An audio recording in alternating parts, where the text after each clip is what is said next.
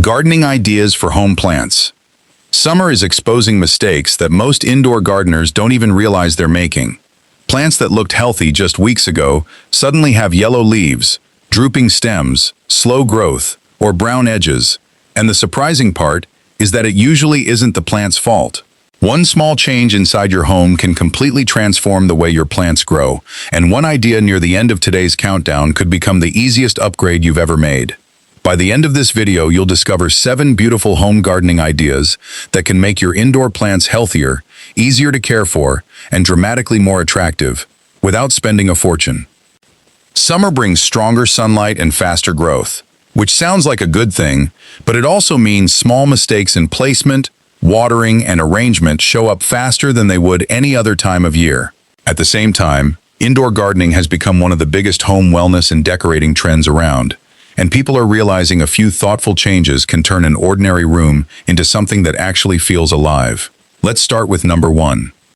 Number 1. Creating layered plant displays using different heights is one of the simplest changes that instantly makes a plant collection look intentional instead of scattered.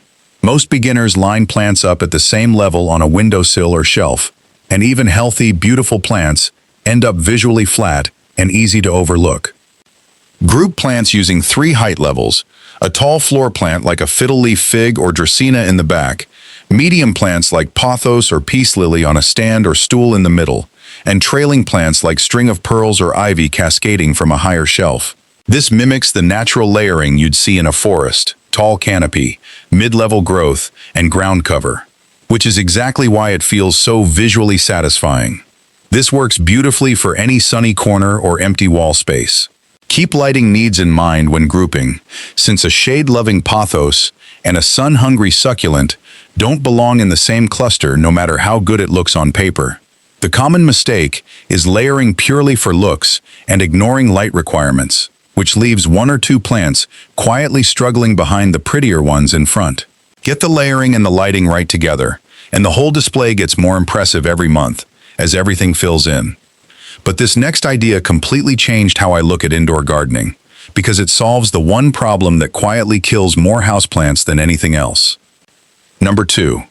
Using self-watering containers is one of the most underrated upgrades for anyone whose plants seem to swing between bone dry and soggy, no matter how hard they try to keep up with watering. These containers use a water reservoir at the base, with a wicking mechanism that draws moisture up into the soil exactly as the plant needs it, instead of the feast or famine cycle of manual watering.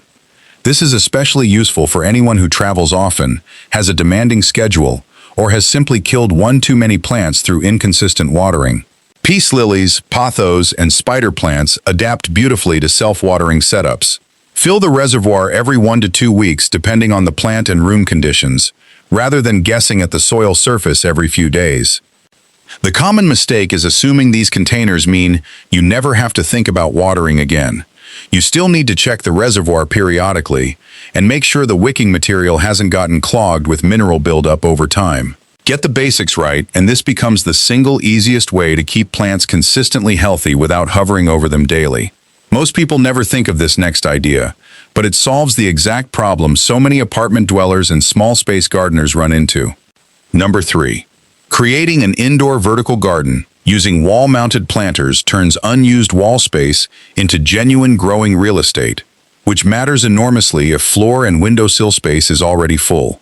A simple row of wall-mounted pockets or small-mounted pots near a bright window can hold 6 or 8 plants in the same footprint one traditional plant stand would take up. This works especially well for small herbs, trailing pothos, and compact ferns that don't need deep root space. Choose a wall that gets bright, indirect light for most of the day, and stagger the pots slightly rather than lining them up in a perfectly rigid grid, which creates a more natural, layered look, similar to the height technique from number 1. Watering is the biggest challenge here, since wall-mounted planters can be trickier to reach and easier to either overwater or completely forget. A small watering can with a narrow spout makes this dramatically easier, and checking soil moisture weekly keeps everything on track. Done well, a vertical wall garden becomes the kind of feature that makes an entire room feel more alive the moment you walk in. Here's where things become really interesting, because the next idea is one that costs almost nothing and turns a completely practical habit into something genuinely beautiful. Number 4. Growing herbs beside a sunny kitchen window is one of the most rewarding and most practical ideas on this entire list, because it gives you fresh basil, mint, or parsley at arm's reach, while also filling your kitchen with greenery that actually gets used. Herbs like basil, chives, and parsley thrive with at least 4 to 6 hours of direct sunlight, which makes a south or west-facing kitchen window close to ideal. Group several small pots together on a windowsill tray or a simple tiered stand to maximize a narrow space, and rotate the pots every few days so growth stays even rather than leaning hard toward the light source.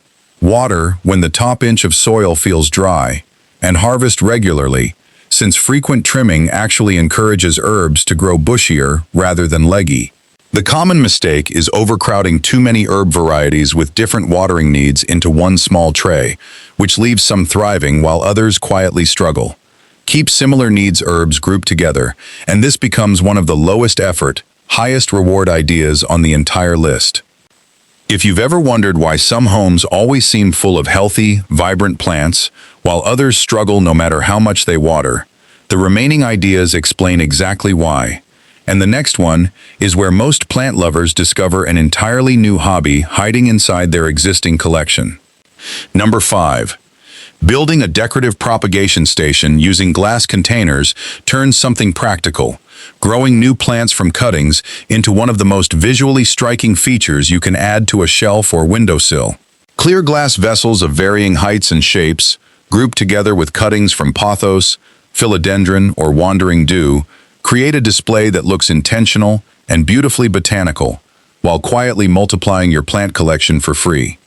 Take a 4 to 6 inch cutting just below a leaf node, remove the lower leaves, and place it in water where at least one node is submerged. Set the station somewhere with bright, indirect light, and change the water every week or two to keep it fresh and oxygenated. Roots typically appear within 2 to 4 weeks, depending on the plant. The common mistake is placing cuttings in direct sunlight, which can overheat the water and stress developing roots, or forgetting to change the water, which lets it turn cloudy and starve the roots of oxygen. Once roots reach a couple of inches long, you can transplant into soil or simply leave them growing in water indefinitely for a striking, low-maintenance display that keeps expanding every time you add a new cutting. But the next idea solved a problem almost every indoor gardener experiences without ever quite naming it: the feeling that a plant collection looks more like a random assortment than an actual design. Number 6. Combining plants with different leaf textures and colors is the single technique that separates a designer-style plant corner from a random collection of pots. Most people unconsciously buy plants that all look similar, several medium green, similarly shaped leaves, which ends up visually flat no matter how healthy everything is. Instead, pair a plant with large, glossy leaves, like a monstera, or rubber plant with something fine and feathery like a fern. Then add a splash of color contrast with something like a calathea or a variegated pothos. This mix of scale, texture, and color is exactly what professional plant stylists rely on, and it works in a small apartment corner just as well as it does in a large living room. The common mistake is choosing purely on visual appeal without matching light and humidity needs. Pairing a fern that wants high humidity with a succulent that wants the opposite is a recipe for one of them slowly declining. Group plants with genuinely compatible care needs first, then layer in the textural contrast, and the display becomes something that actually thrives together rather than just photographing well for a week. Number 7 is still my favorite idea on this entire list, because it's not really a single technique. It's what happens when everything else on this list comes together in one place. Number 7. Creating a complete indoor plant corner that becomes a relaxing, year-round home oasis is the natural culmination of everything covered so far: layered heights, easy care watering, vertical space, functional herbs, a propagation station, and thoughtful texture and color combinations, all brought together in one dedicated spot in your home. Choose a corner near your brightest window, ideally one you can see from a favorite chair or the spot you naturally spend the most time in. Anchor it with one larger statement plant, layer in medium and trailing plants around it. Tuck in your herb pots or propagation station nearby and finish with a comfortable chair, a small side table, or a soft rug that invites you to actually sit and enjoy the space rather than just walk past it. This is where a plant hobby turns into something closer to a wellness ritual, a spot for morning coffee, a few quiet minutes of reading, or simply a corner that makes the whole room feel calmer. Maintain it with a simple weekly routine, checking soil moisture, rotating pots toward the light, and trimming anything that's outgrowing its space. Over time, as plants fill in and mature, this corner only becomes more beautiful, more textured, and more genuinely relaxing to spend time in. Creating a beautiful indoor garden was never about buying expensive plants. It's about using thoughtful ideas that help plants thrive year after year, and building spaces that genuinely make your home feel more alive. If you could try just one of these home gardening ideas this weekend, which one would it be? Let me know in the comments.